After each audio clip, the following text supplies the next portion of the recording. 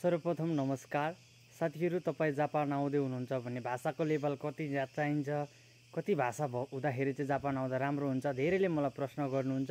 यसको बारेमा म आज तपाईँलाई छर्लङ्ग बुझाउन गइरहेको छु। भिडियो अन्तिमसम्म हेर्नु होला। मलाई फलो गर्नु भएको छैन भने फलो गर्नु होला। तपाईँ यदि स्टुडेन्ट भिजामा आउँदै हुनुहुन्छ भने N5 छ भने पनि ओके, N5 पढेर आउनु भएको छ भने ओके क्या, ओके। किनकि तपाईँ पढ्न आउने हो नि त। यहाँनिर पढ्न आउने हो भने यहाँ आएर फेरि तपाईँ N5 दोहोऱ्याउनुहुन्छ अनि तपाईँको लेभल बिस्तारै बिस्तारै बढ्छ। यहाँ पढ्न आउने हो, तपाईँ पढ्न पाउनुहुन्छ। तपाईँ उहाँ नेपालमा त्यस्तो नपढे पनि केही हुँदैन, तर पढेर आउनुभयो, N5 मजाले सकेर अझै धेरै पढ्नु भने यहाँ आउन साथ तपाईँले काम पाउनुहुन्छ, पार्ट टाइम काम पाउनुहुन्छ भनेर चाहिँ हो। र तपाईँ स्टुडेन्ट भिजामा आउने भनेको यहाँ पढ्नकै लागि नि हो। त्यस कारणले गर्दा त्यस्तो धेरै नपढेर आए पनि तपाईँले यहाँ सुरुमै काम त पाइँदैन। त्यस कारणले गर्दाखेरि अलिकति पढेर आउँदाखेरि चाहिँ काम पाइन्छ भन्ने कुरा हो। र म त भन्छु तपाईँहरू पढेर आउनुहोस्, N5 सकेर आउनुहोस् स्टुडेन्ट भिजाको लागि चाहिँ है। र योभन्दा बढी नै गर्नुहुन्छ भने तपाईँको लागि राम्रो हो भन्ने म तपाईँलाई भन्न चाहन्छु।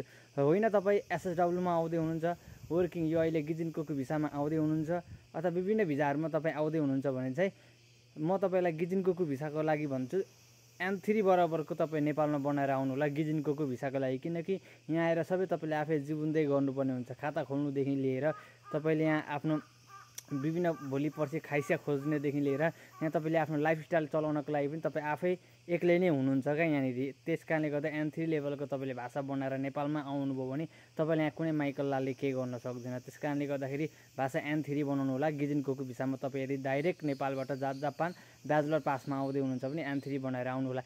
SSW हो भने त तपाईँहरूले राम्रो पढाए हुन्छ। तपाईँले विभिन्न बुकहरू N4 को पास गर्नको लागि धेरै बुकहरू पढ्नु भएको छ। तपाईँहरू पनि ट्यालेन्ट नै हुनुहुन्छ होइन।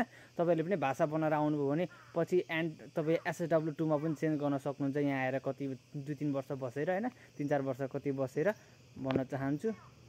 होइन तपाईँ डिपेन्डेन्टमा आउँदै हुनुहुन्छ भने तपाईँहरूको लागि त झनै राम्रो हो। किनकि तपाईँको आफ्नो डिपेन्डेन्ट ल्याउने व्यक्ति राम्रो छ भने त तपाईँले अलिअलि पढे पनि बिस्तारै युक्री तपाईँको आफ्नो यहाँनिर भाषाको लेभल बढ्दै जान्छ। त्यो बिस्तारै गर्दा पनि हुन्छ। होइन भने चाहिँ तपाईँ पनि अब गिजिनकोमा आउनु भएको छ, डिपेन्डेन्ट ल्याउने व्यक्ति पनि अनि तपाईँको डिपेन्डेन्ट आउने व्यक्ति पनि राम्रो पढ्नु भएको छैन, दुईजनालाई समस्या हुनसक्छ। किनकि भोलि त यहाँ आफ्नो लाइफ बिताउने हो।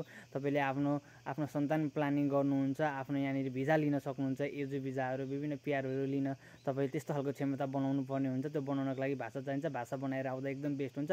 र अब तपाईँले मलाई क्वेसन नगर्नु होला, अब तपाईँले कुन भिजामा आउने, कति भाषा चाहिन्छ भन्ने कुरा, किन भाषा चाहिन्छ भन्ने कुरा मलाई नगर्नु होला। किनकि अब तपाईँले वर्किङमा आउने हो भने त यहाँ आएर तपाईँले के गर्नुपर्छ, काम गर्ने हो नि त, पढ्न लागि आउने होइन। तपाईँले सेल्फ पढ्नुहुन्छ त तपाईँको कुरा हो त्यो होइन।